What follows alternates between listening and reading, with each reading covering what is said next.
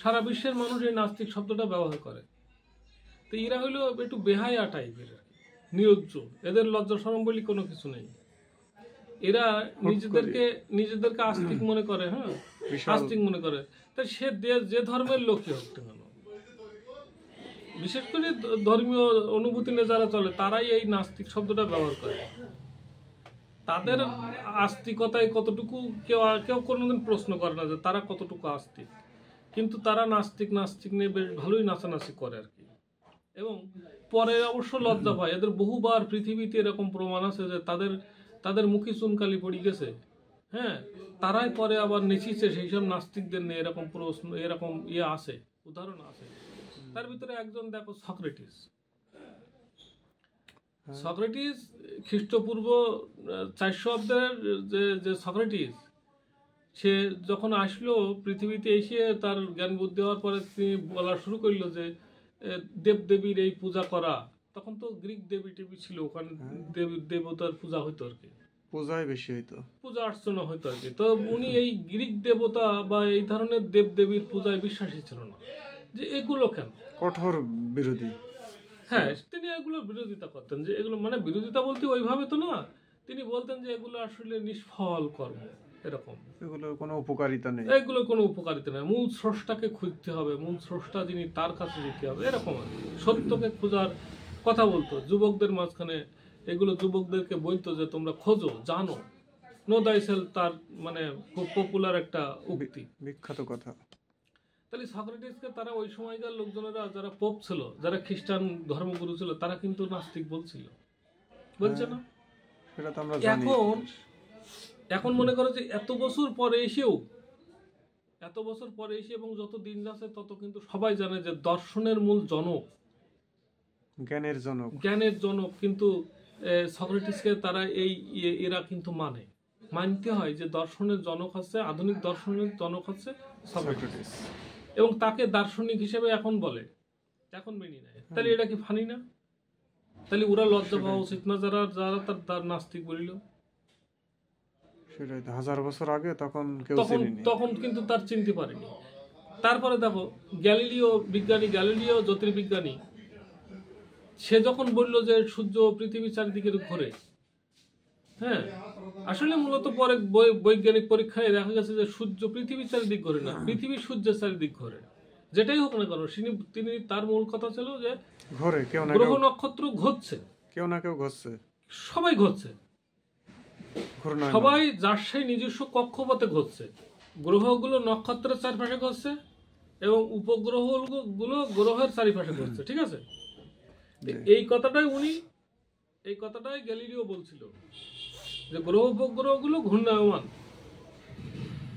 এবং তার এটা বলার পরে তৎকালীন যারা ধর্মগুরু ছিল, পোপ ছিল, খ্রিস্টান পোপেরা, তারা বলল যে গ্যালিলিওর শাস্তি হইল মৃত্যুদণ্ড।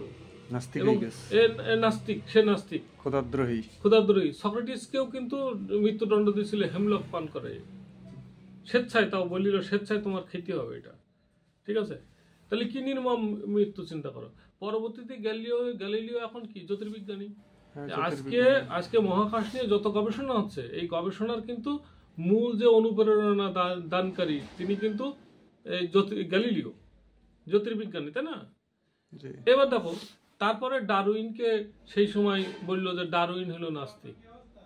কেন? সে ঈশ্বরের সৃষ্টি নিয়ে মানে উল্টোপাল্টা কথাবার্তা বলিছে, গবেষণা করি উল্টো। কিন্তু যে কথাটা তার বলা হয়, যে দোষটা তার দেওয়া হয়েছে, যে সে বলিছে যে নাকি যে মানুষ বানর থেকে হয়েছে। The origin speech of the natural selection যে বইটা, সেই বইটা তুমি পড়িছো? আমি ওই বইটা পড়িছি, ওই কয়েকটা সংস্করণ আমি ওই বইটা পড়ছি, ঠিক আছে? তাতে আমি কোথাও দেখিনি যে ডারউইন কোনো পরীক্ষা, পর্যবেক্ষণ, নিরীক্ষণ, কোনো প্রপঞ্চের ভিতরে সে কোথাও এরকম কথা বলছে না যে হইল মানুষ বানর থেকে জন্মগ্রহণ করেছে, ঠিক আছে? কিন্তু তারা ওই সময় ওই ব্যাখ্যাটা না বুঝে তারা ডারউইনকে বলল যে তুমি এটা নাস্তিক। ডারউইন বিভিন্ন ভৎসনা করলো, ডারউইনের মানে একদম জীবনটা হুমকির মুখে ফেলাই দিলে নাস্তিক বলি, এবং সে তার দেশ ত্যাগ করে চলে যেতেই হইল, বাধ্য হইল এরকম আর কি। তাহলে ডারউইন আজকে কি জীববিজ্ঞানের জনক, মানে জীববিজ্ঞানের যত থিওরি হয় এই থিওরিগুলো সব ডারউইনের ওই যে গবেষণালব্ধ যে রেজাল্ট, সেই রেজাল্ট থেকেই কিন্তু আজকে এই পর্যন্ত জীববিজ্ঞান আজও কিন্তু নতুন কোনো কিছু ওই জায়গা থেকে মানে ডারউইন ছাড়া তারা কিন্তু অচল, জানতে পারেনি কিছু, জানতে পারেনি, মানে তাদের সব জানার ভিতরে ডারউইনের ওই থিওরিগুলো কিন্তু কাজ করছে। সেই ডারউইন আজকে কি হচ্ছে, ডারউইন আজকে বিজ্ঞানী, তাই না? ডারউইনের the origin speech of the national selection বইটাতে সে বলছে যে একটা প্রপঞ্চ, এটা যে হয়তোবা একটা অ্যাজাম্পশন যে হয়তোবা মানুষরা মানে হোমোসাপিয়ান গ্রুপের কোনো একটা প্রাণী থেকে, হ্যাঁ, কোনো একটা প্রাণী থেকে হয়তোবা আস্তে আস্তে বিবর্তিত হয়ে এই রূপে এই সভ্যতায় এসছে। এরকম এই যে এখনকার যে সভ্যতা, আধুনিক সভ্যতা, এই আধুনিক সভ্যতায় আসছে বিবর্তিত হইতে হইতে। এক চান্সে মানুষের শরীর, দেহ, মন এরকম না, ডাইরেক্ট ছিল না। এটা হলো তার কথা। এইটা হইতে গিয়ে তার কোটি কোটি কোটি কোটি বছরে আস্তে আস্তে বিবর্তিত হতে হতে হতে হতে আজকের তেলা চামড়ার এই যে মানুষ, এই যেরকম আমরা এখন এরকম তেলা চামড়ায় অতি সময় লেগেছে বহু বছর, এরকম হপ করে ঢুপ করে এরকম হয়ে যায়নি। এটা হলো তার কথা। কিন্তু সেটা ছিল প্রপঞ্চ, তার একটা প্রস্তাবনা, একটা অ্যাজাম্পশন, পরীক্ষামূলকভাবে। সে কিন্তু ডাইরেক্ট কোনো রেজাল্ট দিয়ে যায়নি যে এইটাই থিওরি, এটা থিওরি বলিনি। আর সেইটা নিয়ে দেখো আমাদের অনেকেই অনেক রকম কথা বলে। তাই এদের ডারউইন কোথায়, তার জ্ঞানের যে সমুদ্র, এবং তিনি স্রষ্টা নিয়ে যেসব কথা বলছে, যে আমার মনে হয় যে এই সৃষ্টি জগৎ নিয়ে বিশ্লেষণ করার সময় আমি স্রষ্টাকে দেখতে পাচ্ছি একদম, মানে এত তার আস্থা ছিল স্রষ্টার প্রতি, এবং সে খুব বিস্মিত হইতো, সে খুব মানে আশ্চর্যান্বিত হইতো স্রষ্টার এই যে সৃষ্টির নৈপুণ্য, এইগুলো দেখি দেখি সে কিন্তু খুব আশ্চর্য হইতো। এরকম তার বইগুলোতে স্রষ্টার গুণকীর্তন সেখানে আছে আর কি। তাই তারে ডারউইনরে নাস্তিক বানাইছে। আবার দেখো ঈশ্বরচন্দ্র বিদ্যাসাগরকে নাস্তিক বানাইছে হিন্দুরা। বিধবা বিবাহের কথা যখন বললো, যখন বর্ণ সমাজে বৈষম্য, সাম্প্রদায়িকতার বিরুদ্ধে যখন কথা বললো, তখন কিন্তু ইন্ডিয়ার হিন্দুরা, ভারতীয় সাবকন্টিনেন্টের হিন্দুরা তাকে নাস্তিক বলেছে যে তুমি একটা ধর্মদ্রোহী, তুমি হচ্ছে এই মানে বিধবা বিবাহ করা যাবে না, এটা তারে নাস্তিক বলেছে। আবার পরবর্তীতে ঈশ্বরচন্দ্র বিদ্যাসাগরকে উপাধি দিয়েছে, যে ঈশ্বরচন্দ্রকে পরবর্তীতে তিনি বিদ্যাসাগর বলি আবার এই মানুষরা উপাধি দিয়েছে। তাহলে এই মানুষগুলো, এই যারা দেখো তুমি, যারা বলছে, যারা নাস্তিক করছে এই লোকগুলোরে, ওদের কোনো যায় আসে না, কিন্তু ওদের কোনো যায় আসে না। তারা পরবর্তীতে আবার এরাই আবার সুসোর মতন তাদের থিওরি টেনে কাজ করছে। হ্যাঁ, নিরজ্জের মতো এইসব এই নাস্তিকদের জিনিসপত্র নিয়ে ঘাটাঘাটি করে কিন্তু বের করছে, তাই না? তাহলে এদের লজ্জা শরম হয় না যে প্রতিবার এই পৃথিবীর সৃষ্টির পর থেকে এই পর্যন্ত যতগুলো জ্ঞান বিজ্ঞানের যাদেরকে আমরা নাস্তিক বললাম, তারাই পরবর্তীতে জ্ঞানী হচ্ছে। তাহলে আবার আর একজনকে নাস্তিক বলতে গেলে একটু ভাবা উচিত না? নাকি তাদের জিনিসপত্র নিয়েই চলছে, বাদ দিতে পারছে না। নাস্তিক বলি ওদের নেই, এক পাশে ঠেলি গলা ধাক্কা দিয়ে এক পাশে সরাই দিচ্ছে, কিন্তু তারা যেসব আবিষ্কার করতে গিয়ে তার বাইরে তো যাইতে পারছে না। চাইনাদের জিনিস বাদ দিলে তো আমাদের কিছু নেই, আছে নাকি? শুধু চাইনা না, তুমি এই থিওরির জায়গায় যাও। এরপরে তুমি দেখো নেলসন ম্যান্ডেলা, সে যখন মানে বর্ণ বৈষম্য বিরোধীর মানে যুদ্ধ ঘোষণা করলো দক্ষিণ আফ্রিকার, তখন কিন্তু নেলসন ম্যান্ডেলাকে ডাকাত, মানে সে ধর্মত্যাগী, কনে হচ্ছে এই ধরনের কিন্তু টেরোরিস্ট বলি উপাধি দিয়ে তারে নাস্তিক বলিয়ে সেই সময়কার যারা রাজা বাদশাহ ছিল, মানে রাষ্ট্র ক্ষমতা ছিল, তারা কিন্তু তারা এরকম নাস্তিক বানাইছে, দেখে না? জেলে পুরিছে 32 বছর না কত বছর, জীবনের অর্ধেক সময় জেলে দেশে না। পরবর্তীতে নেলসন ম্যান্ডেলা এখন কি নোবেল বিজয়ী না? নেলসন ম্যান্ডেলাকে এখন পূজা করা হচ্ছে, সারা বিশ্বের মানুষ নেলসন ম্যান্ডেলা করছে না? কিন্তু তার জীবন থেকে 32টা বছর কেড়ে নিয়েছে। মানবাধিকারের জনক। তাহলে হিউম্যান রাইটসের কথা যখনই তুমি বলবা, মানুষের অধিকার নিয়ে যখনই যে কথা বলছে তার যদি আলোচনা করো, তাহলে প্রথমে কিন্তু নেলসন ম্যান্ডেলার কথা আসতে হবে। আবিষ্কারক তো সে। তাহলে এই নেলসন ম্যান্ডেলাকে 32 বছর ধরে জেলের ভিতরে যারা আটকে রাখলো, ইরা কত বড় অমানুষ চিন্তা করো। আবার নোবেল প্রাইজ দিল, আবার তারা নোবেল প্রাইজ দিচ্ছে, তার মানে কি ফানি না? এই পৃথিবীর মানুষই নেলসন ম্যান্ডেলাকে নাস্তিক বলছে, টেররিস্ট বলছে। আবার এই পৃথিবীর মানুষ তাকে নোবেল প্রাইজ দিচ্ছে। আবার এই পৃথিবীর মানুষ থিওরি আবিষ্কার করি মানবাধিকারের যখন বই লেখছে তখন নেলসন ম্যান্ডেলার নামটা প্রথমে লেখছে। তাহলে এই লোকগুলো, এই যারা এই নাস্তিক করছে, এরা কোন ধরনের মেন্টালিটির চিন্তা করে?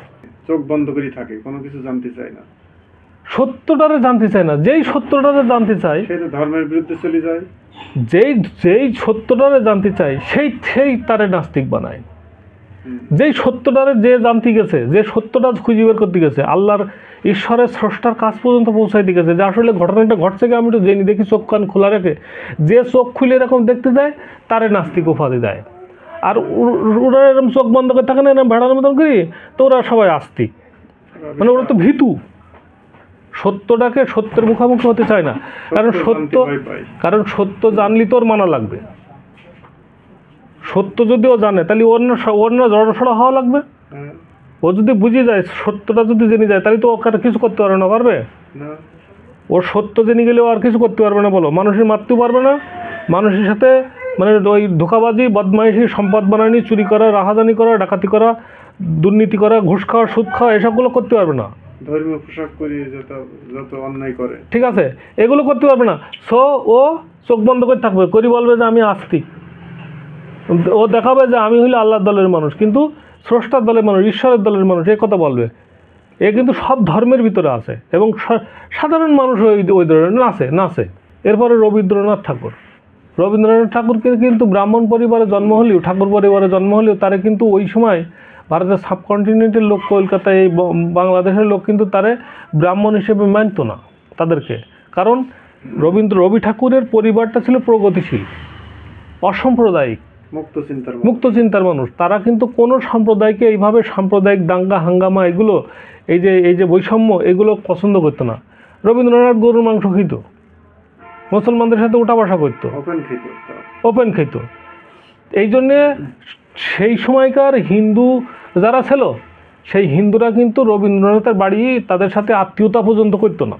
তাদের বাড়ি তাদের ছেলেদের সাথে মেয়ে পর্যন্ত বিয়ে দিতে চায়নি। এই জন্যে কিন্তু রবীন্দ্রনাথের যে ভাই এবং রবীন্দ্রনাথের ওয়াইফ, এই যে এদের সাথে বিয়ে হয়েছে, সব কিছু দরিদ্র কায়স্থ পরিবারের মেয়েদের সাথে বিয়ে দিতে হয়েছে। কোনো ব্রাহ্মণ পরিবারের মেয়েই তাদের ঘরে দেয়নি।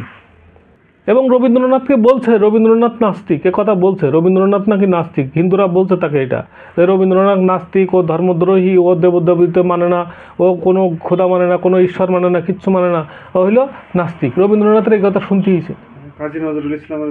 কাজী নজরুল ইসলামকে নাস্তিক বলা হয়েছে, ঈশ্বর কবিতা যখন লিখেছে, তাই না? এবং তা নিয়ে অনেক কিছু হয়েছে। ভারতের মুসলমানরা নজরুলকে চাপ দিয়েছে এবং তার ব্রেন নষ্ট করে দিয়েছে পুরোটাই। পরে পাগলা করতে পাঠাইছে তারে, এবং তার প্রহার করা হয়েছে, তার শিকল দিয়ে বেঁধে রাখা হয়েছে, তারে এইভাবে নির্যাতন করেছে তার। অথচ এই মানুষরাই তারা আবার জাতীয় কবি বানাইছে। তখন সে একদম পাগল আলাভোলা হয়ে গেছে, তখন জাতীয় কবি বানিয়ে তখন সে হেসিছে। নেইনি বঙ্গবন্ধু শেখ মুজিবুর রহমান যখন তার সাথে দেখা করতে গেছে, তখন বঙ্গবন্ধুর মুখের দিকে সে তাকাইও নি। হ্যাঁ, একদম সে মানে হতভম্ব, বাকরুদ্ধ অবস্থা হয়ে গেছিল। বঙ্গবন্ধুর দিক তাকায়নি, সে চোখের দিক তাকায় দেখিনি। তাই নজরুলকেও কিন্তু হইলো তারা জাতীয় কবি বানাচ্ছে পরে, মরার পরে, তাই না? এখন তার কবিতা নিয়ে গবেষণা করাচ্ছে, পিএইচডি করাচ্ছে, অমুক আছে তমুক আছে, তো নাস্তিক বলা হয়েছে কিনা? তাহলে দেখো কতটা এগুলো ফানি না। এইবার শুধু তাই না, দেখো আবুল কালাম আজাদ, আবুল পাকির জয়নুল আবেদিন আবুল কালাম, ভারতের প্রেসিডেন্ট, তিনিও কিন্তু অসাম্প্রদায়িক ছিলেন। তিনি এই বর্ণবাদ, এই যে মানে ধর্মীয় বিভেদ, হ্যাঁ, তিনি সাম্যবাদের পক্ষে ছিলেন। এই সাম্যবাদের পক্ষে থাকার কারণে ভারতের মুসলমানরা কিন্তু তাকে নাস্তিক বলিছে, এবং তিনি ভারতের স্বাধীনতা আন্দোলনের অন্যতম মহানায়ক, তাই না? তাহলে তারে নাস্তিক বলিছে। তারপরে মানে অনেক অকথ্য ভাষায় তারে গালিগালাজ করেছে, এবং তারে এক পেশি করে রেখেছে। তাতে কি আটকাইছে? আবুল কালাম আজাদ পরমাণু বিজ্ঞানী না, সে ভারতের প্রেসিডেন্ট হয়েছে না? এই মানুষরা তারা প্রেসিডেন্ট বানাইছে, আবার এই মানুষরা তারা নাস্তিক বলছে।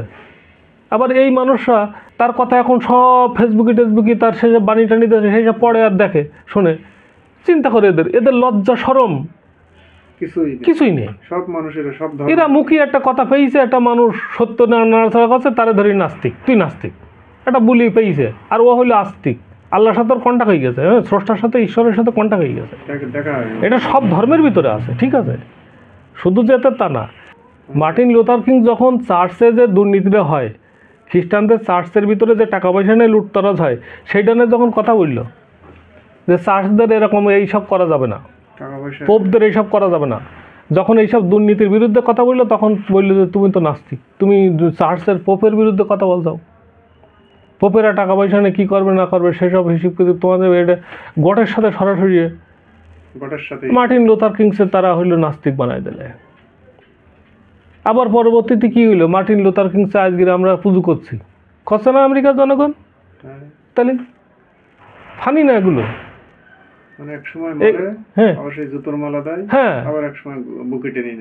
মানে মরার পরে জ্যান্ত অবস্থায় চিন্তা করে, এগুলো করে কেন জানো? এগুলো করে কি জানো, ও যেন আর কিছু না করতে পারে, বেশি কিছু করতে না পারে, ওই পর্যন্ত করেছে ওই পর্যন্ত থাক, তারপর মরি গেলে আবার ওরা ফুলির মালা দেয়, এইসব করছে। এইবার দেখো, এ গেল হইলেও যারা অন্যান্য ধর্মের মানুষ তাদের ব্যাপার। এইবার ইসলামের ভিতরে দেখো কত কত ব্যাপার। হযরত নূহ আলাইহিস সালাম যখন 930 বছর যখন দাওয়াত দিলে, তার জনগণের যখন ফিরল না, তখন উল্টো করিয়ে তার কওমের লোকজন নূহ আলাইহিস সালামের নাস্তিক বলল, বিভ্রান্ত বলল, যে তুমি বিভ্রান্ত। নূহ আলাইহিস সালামকে কিন্তু বিভ্রান্তি বলেছে, মিথ্যাবাদী, তারপরে নাস্তিক, এইসব বলি নূহ আলাইহিস সালামের সাথে খারাপ ব্যবহার করেছে। তারপরে সে তার শাস্তি কী হয়েছে, এবার কিস্তিতে তুলিছে, নৌকায় তুলে ডুবইছে না, আল্লাহ তাআলা ডুবইছে তো। তাহলে পরবর্তীতে কী হইল, পরবর্তীতে সেই নূহ আলাইহিস সালামের সাথে সবাই থাকলো, আবার তাকে নবী হিসেবে স্বীকৃতি পেল সে নাকি? তাহলে এটা ফানি না? ওই মানুষরাই তো, সেই এই সব মানুষরাই তো। এরপরে কিনা, এরপরে মুসা আলাইহিস সালাম যখন এইসব দাওয়াত দিতে লাগলো, সেই সময়কার আল্লাহ প্রদত্ত যে ধর্ম ছিল সেই ধর্মের যখন দাওয়াত দিতে লাগলো, সত্যের দাওয়াত দিতে লাগলো, তখন ফিরাউন সহ তার চারপাশের লোকজন, ওই সমসময়ে যারা ছিল সেই সব লোকজন, ওই দেশের লোকজন সবাই কি করলো, নাস্তিক বলল, ধর্মদ্রোহী বলল। সে তো তার ওই বাপদাদার ধর্ম মেনেছে, আবার তারাই পরবর্তীতে তারা নবী হিসেবে মানল না। এরপরে দেখো ঈসা আলাইহিস সালাম, সেম কাহিনী। ঈসা আলাইহিস সালাম যখন এইসব বললো যে সত্যের পথে এসো, হ্যাঁ, যখন আল্লাহর দিকে ডাকলো সত্যের পথে এসো, তখন ঈসা আলাইহিস সালামকে তারা নাস্তিক বলল। ইব্রাহিম আলাইহিস সালামকেও নাস্তিক বললো এবং আগুনে পোড়ায় গেল। দেবদেবীর পূজার বিরুদ্ধে যেই বললো, সেই বাপদাদার ধর্ম থেকে যেই সরিয়ে অন্য ধর্মের সত্য ধর্মের কথা বললো, সেই তার বাপ নিজেই বললো যে তুমি তো পথভ্রষ্ট হয়ে গেছো। একবার ইব্রাহিম আলাইহিস সালাম তার বাপেরে বলে তুমি পথভ্রষ্ট, আর সে বলে তুমি পথভ্রষ্ট, তুমি নাস্তিক। ইব্রাহিম আলাইহিস সালামেরও নাস্তিক বললো। তাহলে তার কওমের লোকজন ইব্রাহিম আলাইহিস সালামকে নাস্তিক বললো। এই মানুষ তো। আবার আমরা এখন বলছি ইব্রাহিম আলাইহিস সালাম মুসলমান জাতির পিতা, আমাদের পিতা, ঠিক আছে। আবার দেখো, শুধু তাই না, এইবার হযরত মুহাম্মদ সাল্লাল্লাহু আলাইহি সাল্লামকেও কিন্তু সেই সময়কার কুরাইশ বংশের লোকেরা, আরবের 14 লক্ষ 15 লক্ষ লোক, তারা কিন্তু হযরত মুহাম্মদ সাল্লাল্লাহু আলাইহি সাল্লামকে নাস্তিক বলেছে। সবাই মিলিয়ে এবার মানে শুধু বলা না, এমন মায়ের মেরি রক্তাক্ত করি একদম, মানে জুতোর তলা দিয়ে আগুন, মানে রক্তে একসাথে চাপটি লিখ গেছে, এরকম টিকতে দেয় না, তার দেশ ছাড়াই করিতেছে তারে, দেখছে না। আবার সেই মানুষরা একটা মানে কত সুন্দর একটা ফানি, দেখো পৃথিবীর মানুষগুলো কত সুন্দর, দেখো মান্দর খেলানি খেলায়, মানে ওরা কত বড় মানে বাদরামি চিন্তা করো মাথার মধ্যেই, কেন করে বুঝলাম। সেই হযরত মুহাম্মদ সাল্লাল্লাহু আলাইহি সাল্লামকে মক্কায় আসা হইলো, এসি সেই এখন তাই নিয়ে সেই মুহাম্মদ সাল্লাল্লাহু আলাইহি সাল্লামের দেখানি পথ নিয়ে সৌদি আরবে কি এখন সব মানে হুলুস্থুলুস, কি বড় ইমানদারি এখন ধরো দেখাচ্ছে তারাই তো নাকি, যারাই তারে নাস্তিক বলিল তারাই তো ধর্ম গ্রহণ করেছে। তাদের দেশে। অন্য জায়গাতে তো ইমানদার মুসলমান ইম্পোর্ট করেনি, সৌদি আরবে করেছে না, সেই তারাই ওই জায়গায় সেই মুসলমানরা সেই দশা যারা হযরত মুহাম্মদ সাল্লাল্লাহু আলাইহি ওয়াসাল্লামকে নাস্তিক বলল, সেই 15 লক্ষ লোকজনই তো সব, তাই না? তারাই তো নাস্তিক বলিল এবং তারাই আজকে এই সৌদি আরবে তার দেখানো জিনিসপত্র নিয়ে মানে করি খাচ্ছে, এখন রুটি রুজি করি খাচ্ছে আর কি। সারা বিশ্বের মানুষ ভিজিট করতে যায়, বেড়াতে যায়, তাই না? দেখতে যায়, এই যে হজের সময় যে টাকা ইনকাম হয়, তারপরে উমরা করতে যায়, সারা বছর উমরা করে, ভ্রমণ করে, এই সবগুলো নে, তাহলে দেখো কত বড় নিমুখ হারাম সব। যারাই সত্যকে জানতে চাবে তারাই পৃথিবীর মানুষ তাদেরকে নাস্তিক বলবে, হোক সে মহামানব কিংবা সাধারণ মানব, সেটা বড় কথা না। আবার এক সময় যেই তার পুজো করবে, আবার এক সময় যেই বলবে যে ও জ্ঞানী, ও জ্ঞানী, ও জ্ঞানী মানুষ। হ্যাঁ, ও জ্ঞানী মানুষ বলবে। তো একটু সামান্যতম লজ্জা শরম যদি থাকতো পৃথিবীর মানুষের, নেই, একবারই নেই, আমাদের দেশে তো নেই। এই তালিকি অন্য মানুষকে নাস্তিক বলতে পারতো? এসব ইতিহাস যদি জানতো তা বলার আগে একটু ভাবতো, জানে মানুষ, কিন্তু ওই যে বলতে হয় তাই বলে। কনে জানে? ও জানবে কনতে? ও কি বই পড়ে? বলতে হয় তাই বলে, পড়ে কোনোদিনও? কি করতে পারবে? বই দেখিস কোনোদিন কারো বাড়ি? তোমার কাছে আমি চ্যালেঞ্জ করলাম, যাও অন্য সাধারণ মানুষ সব বাদ, যেসব ছেলেপিলি মাদ্রাসা থেকে কামেল পাশ করে বেরিয়েছে, তার বাড়ি তুমি দুটো তাফসির গ্রন্থ কিংবা একটা তাফসির গ্রন্থের একটা খণ্ড পাও কিনা দেখো দিন, কজনের বাড়ি পাবা? একটা সিয়াসিত্তার হাদিস গ্রন্থের একটা পাঠ, ধরো এই বুখারী শরীফের যে কটা পাঠ, তাতে একটা পাঠ কোনো বাড়ি আছে কিনা? সবাই তো আপনার পরীক্ষায় পাশ করার জন্য পড়ে। তাহলে কি ও পড়ে না? তো ও পড়ে না, তাহলে ও জানবে কোনতে? এই গেল শুধু মনে করো ওই সাইডটা। এবার আর যারা আছে তারা কেউ দেখি যাও বই পড়তে, দেখি যাও কজন লোক বই পড়ে, কজন লোক জানার চেষ্টা করে? দেশে তো ফ্যাশন হয়ে গেছে, লম্বা জামা একটা বানাবে।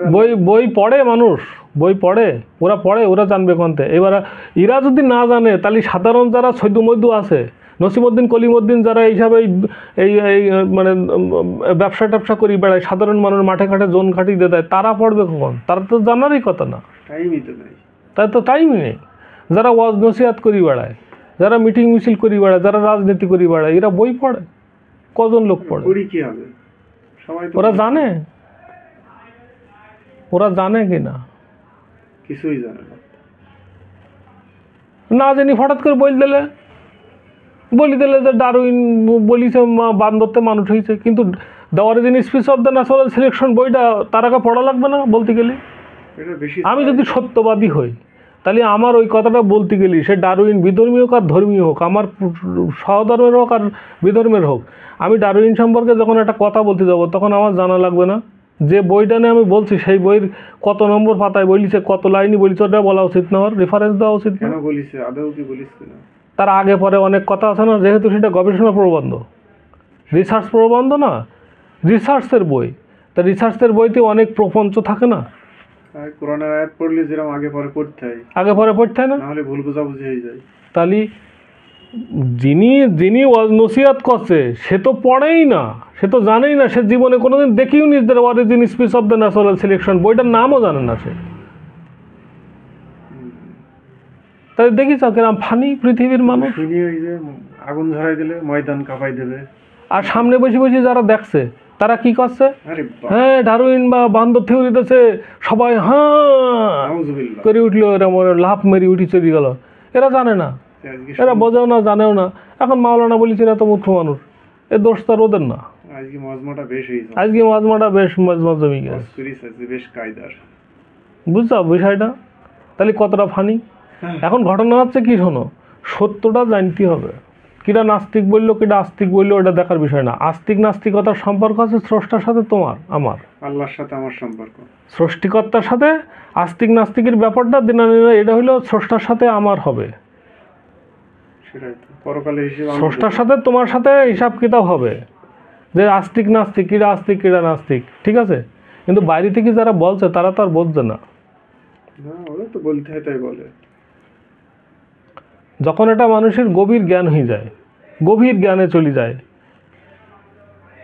নাস্তিক বলতে তো বাদ দেয় না কেউ। ধরো লালনেরও নাস্তিক বলিছে, সুফিবাদ চর্চা করতো না লালন?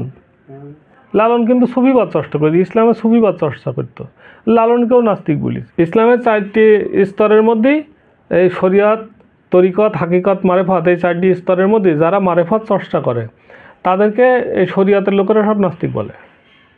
আবার এক ধর্মের লোক আর এক ধর্মের লোকের নাস্তিক বলে।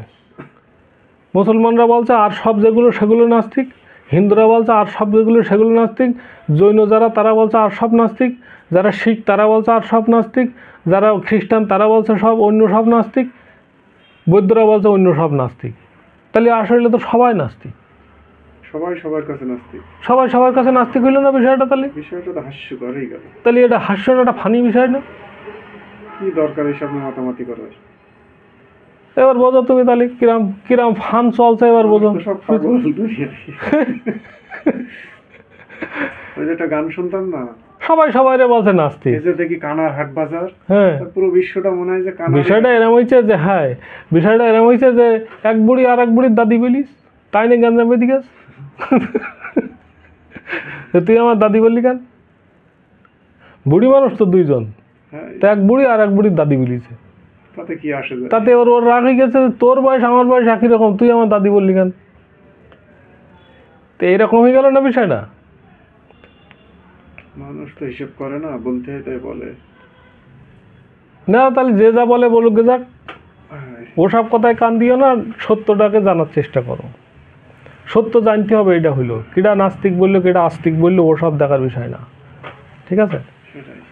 ওকে, আল্লাহ ভরসা, আল্লাহ আমাদের তৌফিক দিক বোঝার, সব কিছু সত্যকে জানার, উদ্ঘাটন করার তৌফিক দান করুক, আমিন। চলো বাড়ি যাই।